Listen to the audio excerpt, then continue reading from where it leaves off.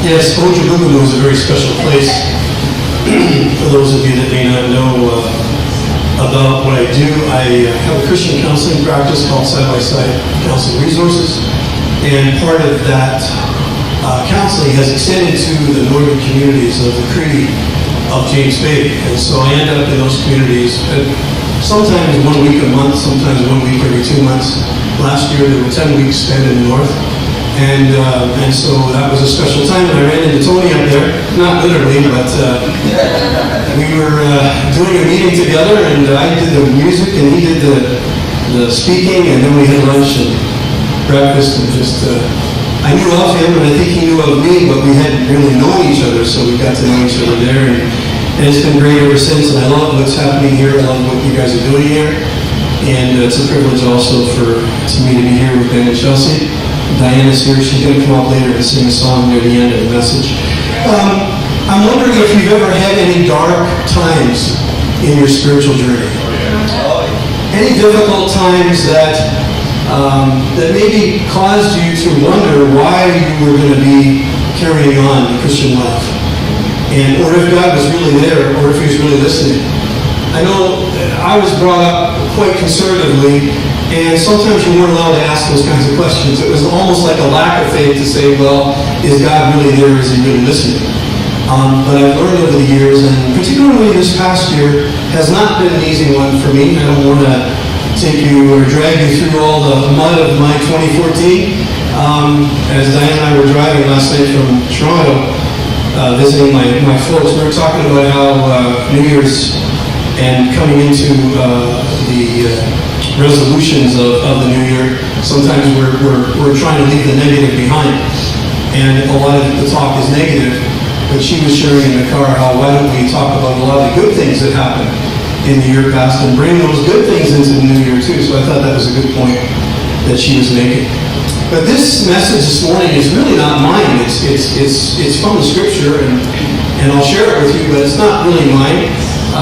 God uses the Word of God and uses men of faith in the past and women of faith in the past to inspire us and to allow us to go through the things that we need to go through. God is committed ultimately to bringing us to maturity. He's not committed to our happiness. A lot of people think that God is committed to our happiness, but He's not. It's not that He wants us to be unhappy. But that's not His commitment to us. His commitment to us is as a Father, and He wants ultimately to bring us to maturity. And if we don't learn certain things on earth about maturity, then we're not really going to feel like we belong in heaven.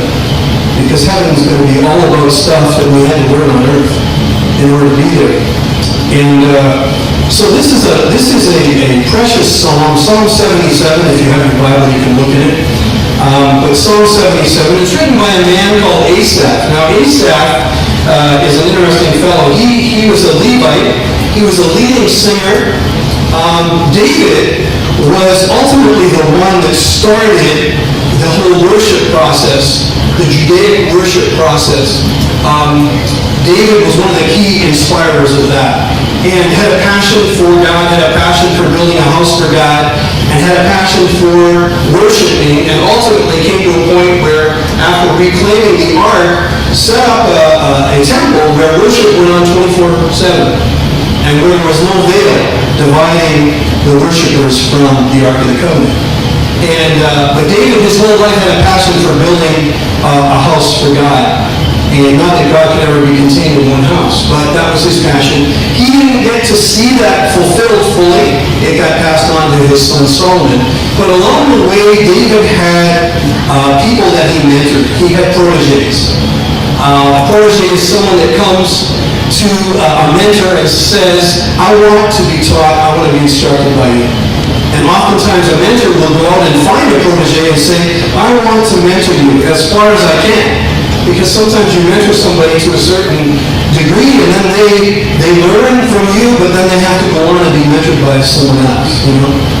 And so Asaph, the writer of this psalm, was actually a protege of David, and David took him on and taught him how to lead worship. David was skilled in string instruments. He taught everyone in the orchestra back then how to play it, and then he led it, and then he passed it on to Asaph. And Asaph passed it on to his sons, and his sons carried on the worship leading and the choral worship, and it was beautiful. You're going to hear it someday in heaven. You'll hear it someday in heaven, the choral worship of the Old Testament and the choral worship of today. But along the way, Asaph authored a number of songs, and like David, his songs are patterned in a very similar way. And this song, Psalm 77, is a song of Asaph, but it has a lot of David's flavor in it, because David was his mentor, of course. And so Psalm 77, beginning at verse 1, I'm just going to read a couple verses, and then we're going to kind of move through what this song is all about.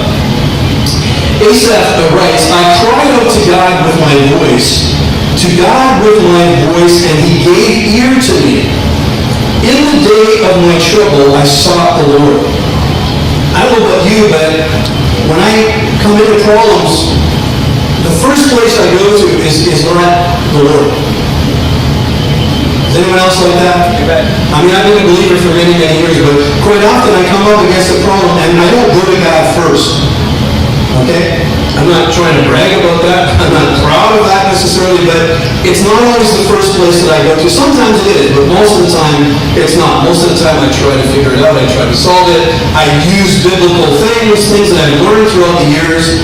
I may pray about it, but I don't necessarily go and seek God first. I know some people that do, and I admire that, and that's where they're at in their journey. And maybe you're there, and so maybe you can come up here and preach about that sometime. But I think most of us tend to be trying to figure it out ourselves. But when I'm in trouble, where do I go? Right?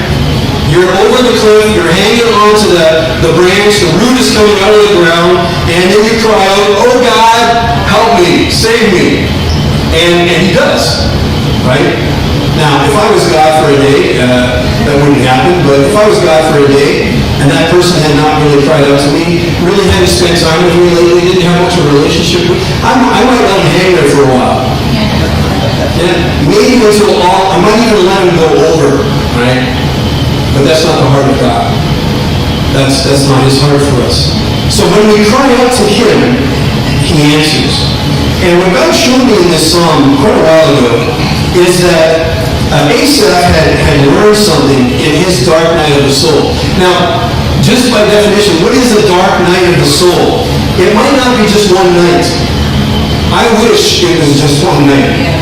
For some people, it's a season. It's a dark season of the soul. For some people, it goes on for years. For some, it goes on for days. But we're talking about a dark night of the soul, and we're not limiting it to the length of time, okay?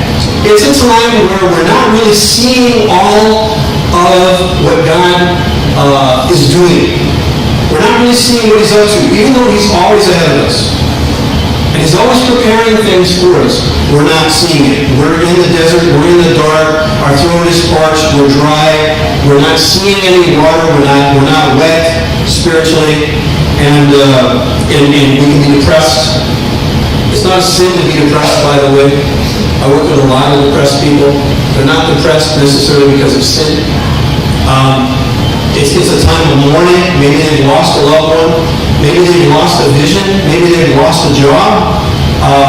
It can be many different things that can sponsor. But no matter what sponsors your dark night of the soul, no matter how long it lasts, there's things here that Asaph has to share about how we can handle that in a better way. So he says in verse 2, in the day of my trouble I sought the Lord. My hand was stretched out in the night without ceasing. My soul refused to be comforted. Now I want you to try something. Will you try something with me? Will you just stand up for a minute? And just put your hands up in the air. I'm not trying to get you to be more charismatic than you are or than you're not. But raise them right up. Totally up, okay? And let's see how long you can keep them there. I mean, right up, you know, because it takes more energy to hold your hands right up in the air. You think we'll be doing this tonight at 6:30 when Ben starts with We Are One? Ben and Chelsea start. You think we'll still be doing this? No, I don't think so. Right? Anybody getting tired already? Wiggle your fingers if you're getting tired. Okay, you can sit down. Just kidding. Okay. Now, how distressed would you have to be to do that all night. Think about it. How distressed would you need to be to do that all night before the Lord? You have to be pretty desperate, wouldn't you? Have to be pretty distressed. And that's really what this song is about. That's what Asaph is talking about here. He said, my hand was outstretched in the night without ceasing. He was in prayer and distressed all night long. And then there's this next line that really captures the essence of what I want to share with you this morning. And he said, my soul refused to be comforted. You know, when I first looked at that, I wondered, well, what does he mean, my soul refused to be comforted? What does that mean? We live in a world where, you know how you used to get impatient in a restaurant for them to come and serve you? I get impatient sometimes. In fact, by nature, I am pretty impatient. All of a sudden, when I'm in the office with a client and counseling and the door closed, I have a lot of patience. Maybe in your work, in the role that you play, you might have a lot of patience, but in day-to-day life, without the Holy Spirit's help, without the fruit of the Spirit, I'm pretty impatient. Behind the wheel of a vehicle, definitely, I'm a road warrior. You do not want to be slow in front of my Tahoe on the road. You just see that my grill has teeth in it. And I think a lot of us get impatient. But you know, now we have drive-thrus, and do you ever get impatient in the drive-thru? Right? We're in a day and age where everything happens so quickly, and everything's at our fingertips, and we can command our cell phones, we can command our iPads, we can command the internet, and we want instant action. And if you're working with an old machine and you're there going, come on, why don't you load, you know? Remember the first machines that came out? I mean, how long you could go and have a potty break and come back and the thing is still loading, right? You know what a potty break is, I think. You have a long potty break in the machines that I used initially. You see, our soul, what God showed me about this when I was reading this and studying this a while back, was that to really depend upon Him, we have to disallow our soul to find comfort food quickly. Between my office and home, there's a lot of fast food places. I have to drive by those fast food places hungry in order to come home and get the real meaning. Does that make sense? Yeah. But it's a lot easier to go for fast food, isn't it? It's quick, it's tasty, helps build the kind of shape that you want. Not exactly. But there's also fast food for the soul. There's times where we could be waiting upon God, but our soul takes comfort in something else. Our soul gets distracted, our soul takes comfort. And maybe we enter in front of the TV, maybe we enter into a book, which isn't necessarily a bad thing, but we distract ourselves and we keep our soul away from the deep, penetrating questions inside, maybe for fear of what those questions might bring up in us. And here's Asaph, and he's saying, my soul is so troubled, I'm reaching out to God, and I refuse to accept comfort from anything else but God. I'm going to wait it out, I'm going to tough it out, I'm going to do whatever it takes. My faith is going to go the extra mile, the extra 10 miles, the extra 100 miles. The only thing I'm going to allow my soul to find satisfaction in is God. And until that happens, I'm going to be here praying with outstretched arms. And that's what he did. That's the kind of guy that he was. Now, in that time, he went through some difficult things. He shares, my soul refused to be comforted. I remembered God and was troubled. I complained, and my spirit was overwhelmed. And it says, you hold my eyelids open. I'm so troubled I cannot speak. He was speechless. He had insomnia. He was troubled. He was distressed. And yet he stayed fixated on whatever God was going to bring to his soul. Isn't that amazing? And he didn't have the motivation going, because in the dark night of the soul, your motivation is not really there. Right? You're depressed, you're down, you're discouraged. You're not really inspired in that period of time to do a whole lot, other than maybe eat or sleep or stay distracted. But this pushing through that's talked about here, it's a desperate cry. And that's the first thing that we need to understand in the dark night of the soul is we're put in touch with our desperation. How desperate are we for God? And ask yourself that question. How desperate am I for God? How desperate am I for His presence? And sometimes we have to be in difficult circumstances in order to be brought to that point of desperation. If that isn't difficult enough, what God calls us to in that period of time is to wait on Him. How many of you are good at waiting? Some of you probably are. I'm not good at waiting. Goes with the impatience. It kind of goes together, right? To have to wait in line at the bank, I can't think of anything more insane than standing in line with money that God has helped me to earn. You know, it's money that I'm supposed to manage, time that I'm supposed to manage, waiting 10 deep in line to put that money in a bank. Who's going to charge me interest?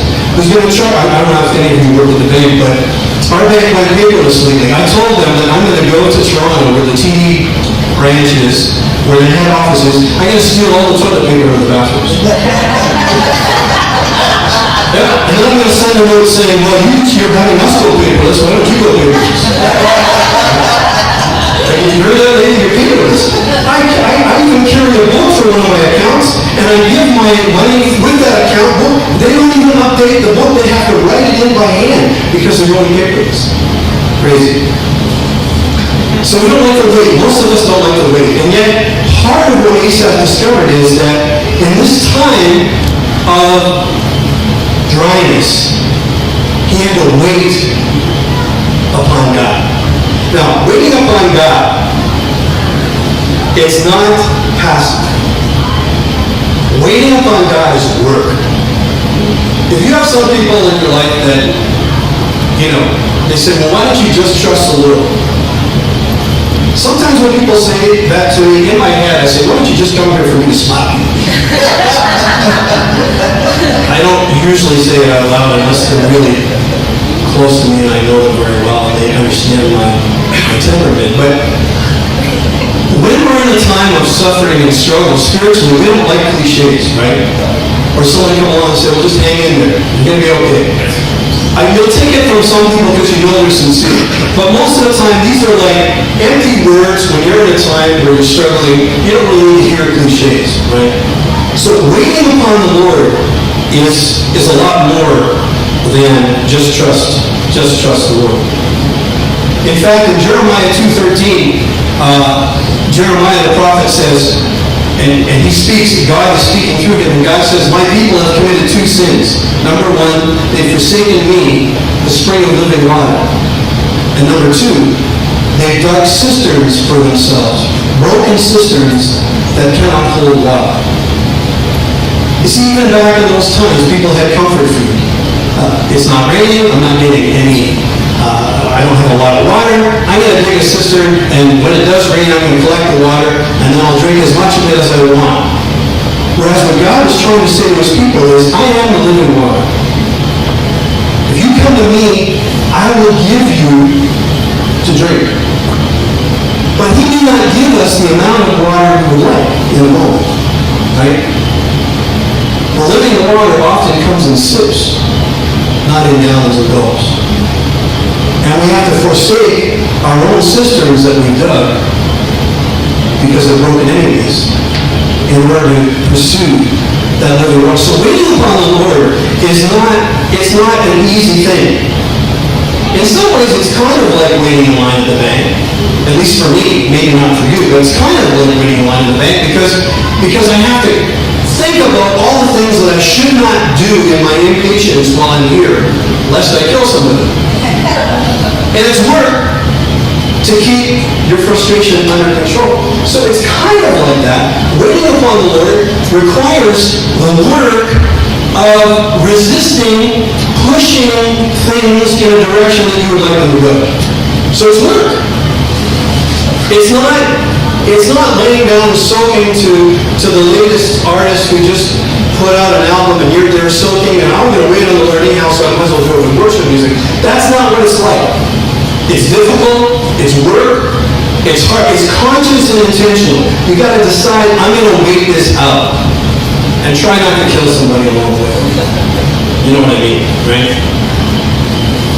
It comes from the Hebrew word kwavar, which means two things. Number one, it means to actively look for with eager expectation. So in other words, you have to be conscious, to be looking for something that's not there, but you expect it's going to be there. God, I know that you're going to do something in this situation, but I don't see it happening right now. I wish it did, but I don't. So I'm looking for it to come. It isn't there, but I'm told that you are faithful. I'm told that it will be there if I wait it out. So I'm reminding myself, look for God. Expect Him to act. He will act. It's that kind of thing. And when you keep telling yourself that, that's work. You have to be conscious about that. You have to be intentional about that. Another thing is, it needs to hope with confidence. I know that God has, in the past, come through, sometimes at the very last minute, so I'm going to continue to hope that He's going to come through again. So waiting upon God is very active. And while you're waiting, God's at work. But we don't see it. We don't see really any evidence of it. You know, it's around the corner of the mountain, and it's a very big mountain, and it's a very long way around. And somewhere around there He is, but I don't see Him there, and we kind of have to remind ourselves along the way what He's doing. There's a passage in Isaiah that talks about waiting upon the Lord, right? You know the passage, those that wait upon the Lord will renew their strength. They will mount up with wings as eagles. They will run and not be weary. And in Isaiah 41, that word wait is there, that Hebrew word wait is there. And part of that waiting on the Lord is with the intention that He's going to bring something to my lack of strength. He is going to bring something that will allow my lack of strength to be turned into strength. God promises us renewal. But in the process, we have to go through our own impatience. For instance, in this passage, here's what Asaph went through. Asaph went through a whole bunch of impatient questions. And I don't know if you ever talk to God or if you ever bring these kind of questions up to God, but here's what Asaph was saying kind of to God. God, are you going to cast me off forever? It's being pretty direct, isn't it? God, are you going to be favorable to me no more? God, has your mercy ceased to exist forever? God, have your promises failed? Are you not going to keep your promises? Have they failed? God, have you forgotten to be gracious? Have any of you talked to God like this lately? God, have you in your anger shut up your tender mercies? That's a pretty direct way to talk to God. Now, where did Asaph get that from? He got it from David. Because if you read some of David's songs, David has Psalm 13. It's called the How Long Song. And the whole song is David saying, how long, God, are you going to delay? You know, how long are you going to let the unrighteous, go on and do wicked things without being punished and make the righteous wait? And Asaph understood from David, his mentor, that God takes His own time for His own purposes. And He's not rushed by our impatience. We would wish He would be, but He's not. And so He had all these impatient questions happening, and yet He was called to wait. Waiting upon the Lord. There's a promise. He will what? He will renew their strength. Renewal is a second growth. Any of you who are into agriculture or plants or stuff like that, you know that the second growth is often better than the first. If you cut down trees because of forest fire and some of those seeds are still in the ground, that second growth is better, right? Even if you cut your hair quite often, the second growth is better. I'm not going to find out I have a hard enough time keeping this growth under control. Renewal is a second growth, but it's also a second wind. Any of you ever been out running or taken some long hikes and you're exhausted, you're tired, you're thirsty, but then all of a sudden, for no apparent reason, your body kicks in the endorphins And it's a morphine-like reaction in your body, and you get what's called a second wind. Right? I'm about due for one of those. Anyone else here due for a second wind? Yeah. Renewal is a process. It's not something instantaneous. How many times will people call up to God and say, renew me? and I can hear God saying back, are you willing to wait for it? Because it's a process. We don't like processes. We like instantaneous. Right? You open up your iPhone, you don't want to go through a process to get to the site you're going to, do you? You want like instantaneous. So you go for the iPhone 6, as long as you don't sit on it. Right? Instantaneous. Renewal also involves passing through change in order to replenish and revitalize. So for change to happen, this is a breakthrough year. This is something that's been talked about already. For breakthrough to happen, we have to go through that process of change where nothing's happening. Or it doesn't seem like anything's happening. It's certainly not happening the way we want it to happen. Right? It doesn't look like it's going to happen at all. But if you don't go through that and continue to focus on, well, God's at work somewhere, somehow, then you'll never see breakthrough. Because breakthrough is it's like it's tied together with change and renewal. You can't have the breakthrough and all the benefits without putting in the work to get there. Right?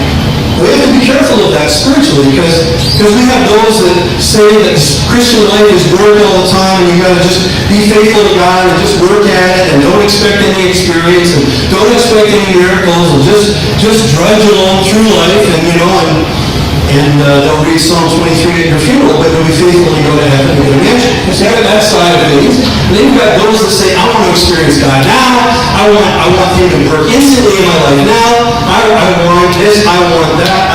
Who's the center of that? I want, right? And we live in a world where the philosophy is postmodern. It's all about me. It's all about experience. And that's crept into the church too. If I don't have the experience, if I don't get something this morning, if I come and I didn't get something, well then I don't know if I'm going to go next week. Why dig the car out and drive through bad weather and go there and all I got was coffee? Right? And I got a cold along the way. Like, what did I get out of it? Right? Which is unbiblical, completely unbiblical, because if you go into the scripture and you look at community and all that's involved in community, it has a whole lot more to do with where do I go and give, who can I go and bless, than it does how am I going to go and be blessed. But so we have this difficulty in balance. And when you're going through this dry spell in your life, there is that temptation to say, well, I need something instantly right now. Right? So we tell God what we need, and we hope He's going to provide it the way we think we need it. Doesn't work that way, right? Because He says, your ways are not my ways. Your thoughts are not my thoughts, declares the Lord, right? Isaiah 55 says that. So, but there is this promised renewal, and it comes after the waiting. Renewal comes after the waiting. And renewal really means to change or to exchange. To change my weariness for God's strength. That's a good exchange, right? If I say, bring me up a toonie and I'll give you a $50 bill, I think a lot of you would be really going through your pockets real fast to get that $50 bill, wouldn't you? It's an exchange. It's something that we have to literally exchange. We have to give out, and it says He will renew our what? He'll renew our strength. Now that word in the Hebrew means our vigor, our force, our capacity. And it's not limited to material things. It doesn't mean it isn't material. But it may mean renew our motivation. It may mean renew our vision. We're going to be talking about visioning next week. But that renewal is something that we can't just push it to get it for ourselves. That's the problem with a lot of New Year's resolutions. I wouldn't say don't make one, but it has to do with, well, what do I resolve to do this year differently for myself? Well, there's some things that we need to change in that we don't have the strength to change. We need supernatural help for that to happen, right? You might want to get rid of a nasty habit in 2015 that you took the last 10 or 15 years to develop, you become a real professional at that habit, and you want to just kind of instantly get rid of it in 2015, you probably will need supernatural help for that. Right? So renewal involves something more than what we can bring to the table, really. And so I'm going to show you two sides of the change process. Can you bring that slide up for us? There's two sides to the process of change. There's the active side and there's the passive side. Most people want to say, well, God, change me. You know, okay, I'm going to do the ASAP. God, change me. Go ahead. Change me. Change me, I'm waiting. Right? Wrong definition of waiting. There's a passive side, but there's an active side. And in fact, the scripture says in Romans 12, too, it says, but be ye what? Transformed by the renewing of your minds. So change and transformation does have to do with something that you have to determine to do. Or it wouldn't be given as a command. Be ye transformed by the renewing of your minds in view of the mercies of God. But what does that mean? That word transform is a word in the Greek called metamorpho. It's where we get metamorphosis from. Have you ever seen a caterpillar? Have you ever seen a butterfly? Now, if you didn't know about how butterflies come to be, would you ever guess that that butterfly started as a caterpillar? You wouldn't guess that at all, would you? Right? It's like going to a high school reunion years later and seeing someone that was like the ugliest person in the class, and now they're like, you know, gorgeous. Right? And you're like, well, what happened? Right? You know, I turned them down to the prom and now, look at that. You know? So looking at a butterfly, you wouldn't guess where it came from. And yet in that process, that caterpillar has to go in and spin this cocoon, and inside of that thing is dark, the dark night of the soul, right? I don't know how many days it takes for that metamorphosis to happen, but eventually that little sucker crawls its way out, and you see this little stem coming out from the top of the cocoon. Now what if you went over with a razor blade, you felt sorry for the thing, and you just opened up the cocoon for that thing? You know what would happen? It would plop out and be a caterpillar. Can't crawl, can't fly. It's useless. Like a blob. Right? Some people are like that, really, you know? It's like they were rescued too early and they're just like this blob that's kind of moving around and anyhow. Every church has them. It's true. It's true. But for the metamorphosis to really happen, that thing has to crawl and scratch itself out of there. So there's an active element to change. And you have to crawl and you have to scratch. Have you ever worked hard for something and someone comes up to you at some point and says, wow, are you ever lucky? You ever had that happen? It's another one of those moments you want to stop. Let me lay hands on you very aggressively. Let me bring you down in the power of the Lord. Because those things that you work hard for, you had to scratch, you had to fight, you had to crawl, you had to crunch, and you got through that time. Now, is God a part of it? Of course He's a part of it. But there was that active element. It wasn't just luck. You're so lucky to be able to do that. I've had people say that to me, oh, you're so lucky to be self-employed. Okay. You know, you have to decide, do I answer this question or not? You know, sometimes it's like, okay, bless you. On to the next person. But there's a passive side. In 2 Corinthians 4, it says, though outwardly we're wasting away, inwardly we're being renewed every day. So here's this little caterpillar inside of the cocoon and scratching its way around inside.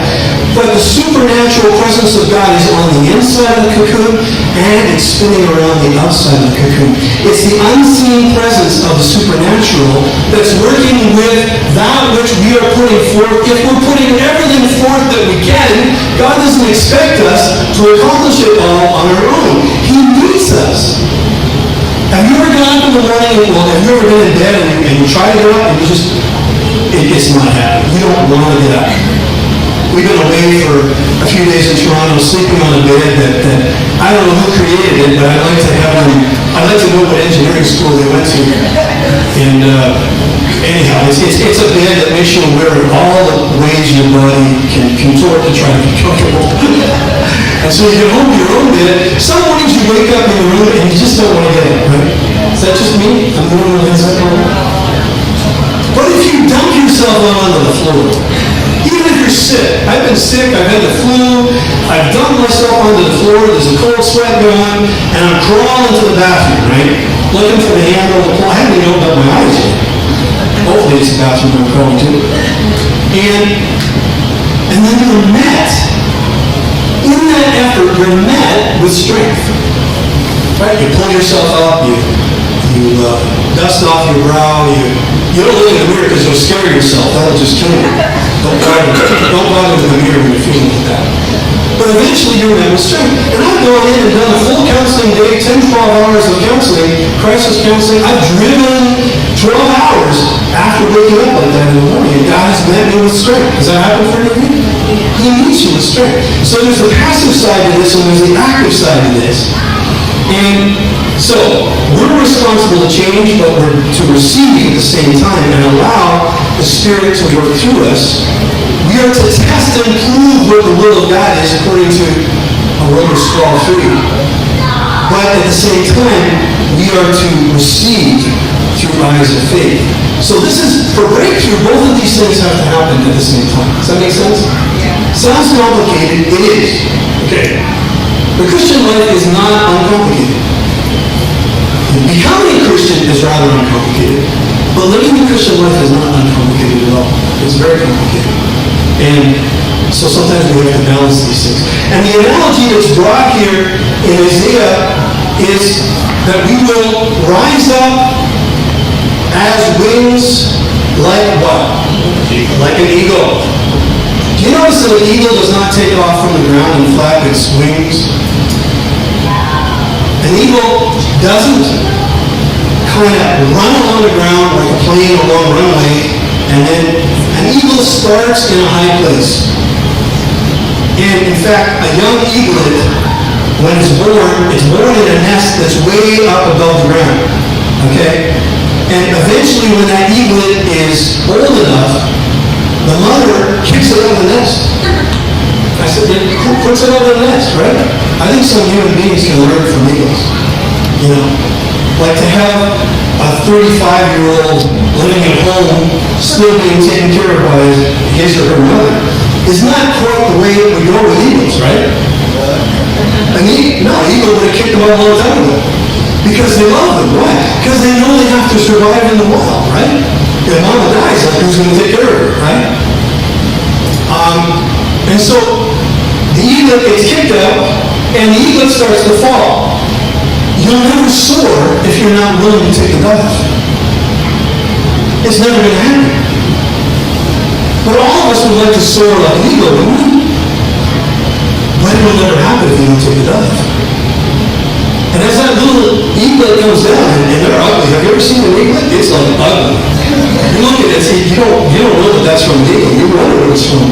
But it's falling down, and what happens is, out of desperation, it throws out its wings. And the mother's there with the talons. Have you seen the talons of an eagle? It can grab the eaglet before it hits the ground. Because there's some eaglets that are stupid enough to hit the ground. And the mother knows that. And if you have more than one child, you understand what I'm saying. But one child, it's true.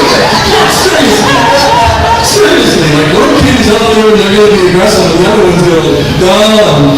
You know, and you're different. Kids are different, eaglets are different too. You don't want to go too far in that analogy. I don't want to offend any parents or children, but they're different. Every kid does not learn the same way, right? But they all have to dive. And they all have to run the risk of hitting the ground. And they finally throw out their wings, whether it's the first fall or the 10th fall. And what happens is the sea breeze comes up underneath those wings. That's why they have been perched in a high place.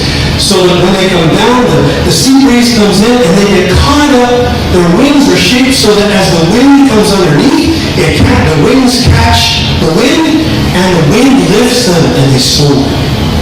And what a sight when you see an eagle soaring, right? It's moving all along. It's even nicer than most kites that are out there. But how did it soar? How do we soar?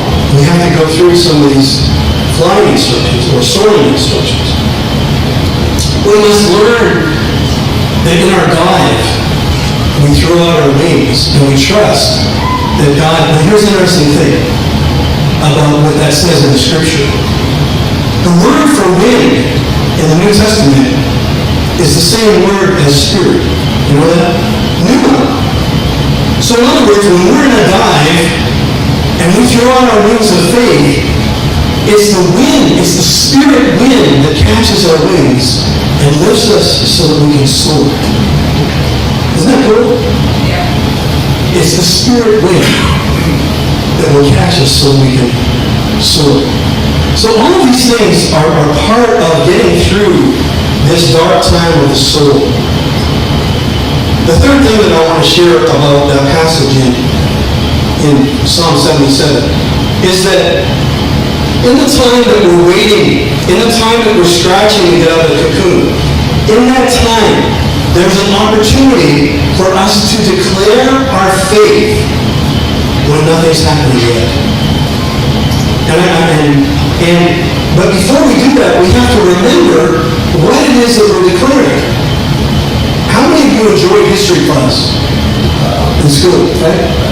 I mean, our history professor, he couldn't see very well, and he couldn't hear very well, and we took full advantage of that in the class. I did anyways. I was somewhat a nuisance in school.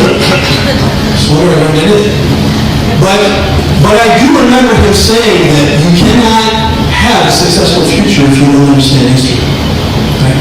And he was right about that. So when we're in the dark times, we have to remember certain things. And Asaph talks about remembering and searching the past memories, and he says remembering the past songs in the night. And remembering the works and wonders of God. In that time of darkness, our memory needs to be exercised towards what God has done. And based upon what God has done, we're still not seeing any fulfillment now for us, okay? So it sounds weird, but this is the way it goes.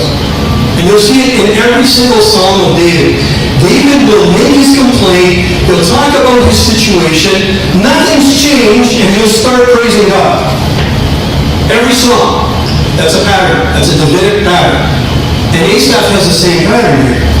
That he hasn't seen a breakthrough yet, but he starts to declare from his memory, knowing what God has done, he starts to declare praise anyways. Interesting. That's a pattern. That's a Davidic pattern, and it's a pattern of Asaph. Hear what he says. Okay, this is what he says. If you don't have your Bible, it's okay. You can look it up later. And the notes, I have a set of notes. I gave you a set of notes here, so you can probably get them online if you want to study it out yourself. But here's what he starts to say. He says, surely I will remember your wonders of old. He's talking to God. Right? No breakthrough yet. He's still in his dark time. He says, I will meditate on all your word. I will talk of all your deeds. Your way, O God, is in the sanctuary. He's not feeling like he's in the sanctuary right now. He's feeling like he's in the desert. He's in the dome. He's in the porta potty. That's where it is. Who is so great a God as our God? You are the God who does wonders. He's talking about the past. Hoping that he's going to do it again in the future, right? That eager expectation.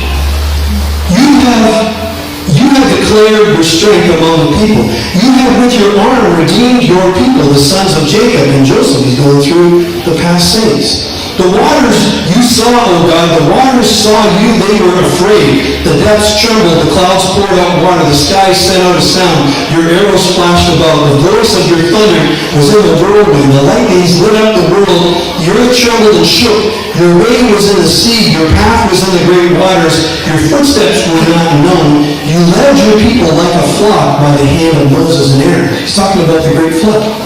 He's talking about the Exodus, of delivering God's people out of Egypt. He's talking about the violent storm that came from God when Moses finally put his rod towards the water. But you know what? God never would have parted the waves had Moses not put his rod towards the water. You know, it didn't matter where Moses. That was his nickname. It didn't matter where Moses put his rod. In fact, Moses was a little bit afraid in the situation. He says, God, what do you want me to do? And God said to him, well, what's in your hand? He goes, well, a rod. So it's kind of, sometimes we say, well, God, what do you want me to do? And we say, well, what did I give you? Use what I gave you and see what I can do, right? And so Moses happened to point it towards the water. He could have pointed it at the Egyptians coming and it would have split the mountains apart because they were between two mountains.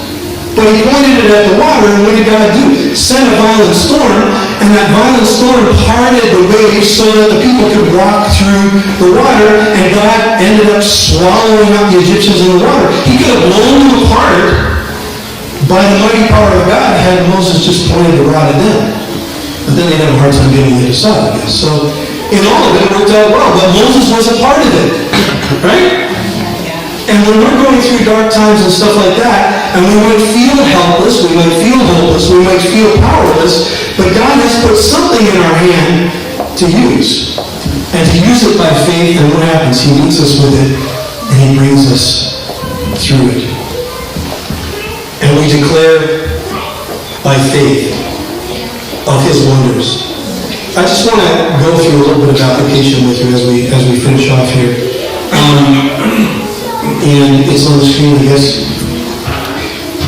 Are you desperately crying out to God? I'm not trying to give you a guilt trip if you're not, okay? But you can ask yourself the question, am I desperate enough to cry out to God, or am I waiting to get more desperate? And if you need to wait to get more desperate, that's okay. God's got lots of time. Hopefully we have lots of time too. But this is just in terms of learning from Asaph. What do we do when we're in the dark night of the soul? Do we get desperate enough to cry out to God? Do we refuse all other comforts for our soul? If you search your own life, I'm certain you're going to find places. Ask the Spirit of God to reveal to you, God, where do I comfort my own soul? Right? Where do I do that? What is my fast food for the soul that I need to perhaps refuse in order for you to move? Will you dependently wait on Him alone? It's work to wait on Him. You learned that this morning. To wait on Him, you really have to be active and intentional about that. When you decide to diligently remember who the Lord is, sometimes we can get so beat up in circumstances of life that we start to forget who God really is and what He's really done. And the favor that has been on us in the past, we can lose a sense of that favor, and we can believe the lies of the enemy, who at the same time will be bringing all kinds of suggestions that you're not special to God, that God's not favoring you. And that attack is going to come in the dark times of the soul. Will you determine to declare the goodness and greatness of God even though your soul's in anguish? It's tough. I've done that sometimes. I've forced myself to worship, or forced myself to sing, or forced myself even to hum along when I didn't feel like being there or singing anything. And there is a revitalizing that happens, but again, it's not always instantaneous. Seldom is it instantaneous. When someone talks to me about instantaneous renewal, I always question, okay, is that really happening? Or when someone says, ever since I gave my life to Jesus, it's been wonderful.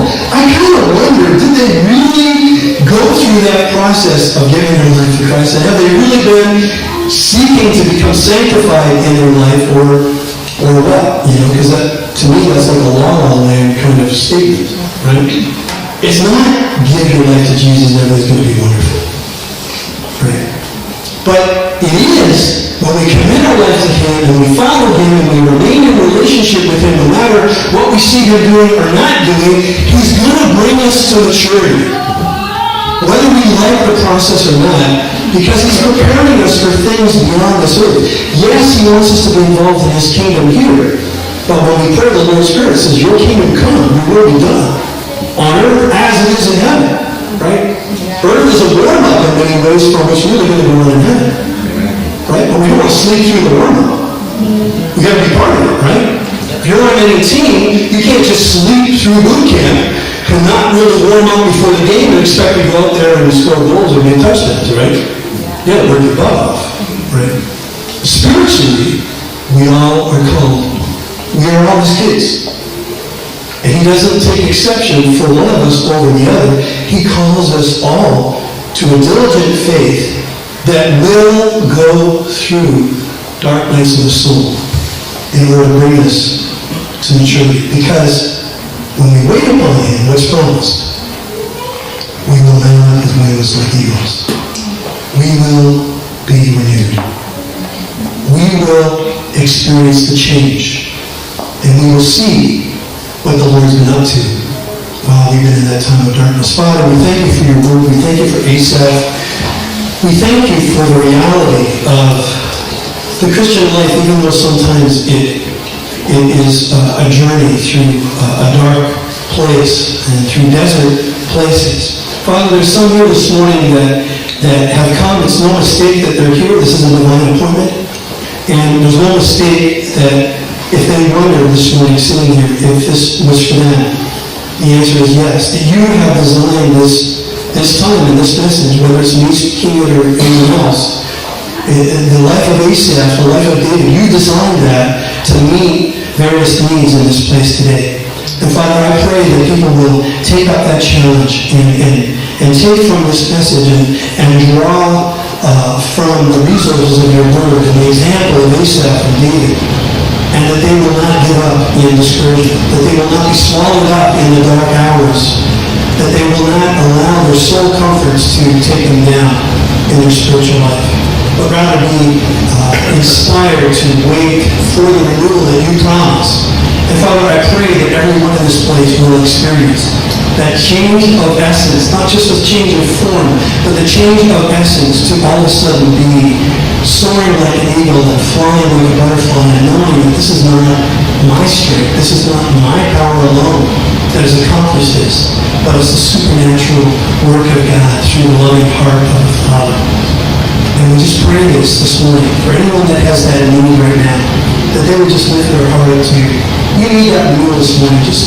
Can you just lift up a hand? I know it's kind of an old-fashioned way. Don't look at other people's hands, but just lift up a hand this morning. I'm going to lift up my hand because I need that renewal this morning. And Father, just as a way of just embracing what Asaph learned and extending his hands to you day and night to experience finally that breakthrough. So Father, meet the hearts that are gathered here this morning, the hands that are raised here this morning, and take them through this time and meet them with your strength and your power, and that they may see that breakthrough that's been promised. Continue to work here, Father, through Passion and Church Unlimited and We Are One, and the ministries that flow from this place, through the leaders here, Father, who themselves can get discouraged at times. Father, continue to meet through them and through the hearts that come through the doors here to bring breakthrough in 2015, and the hearts would be renewed and changed by your Spirit, also through a faithful determination to trust you, to put their hope in you no matter what. I pray in Jesus' name. May I know Jesus.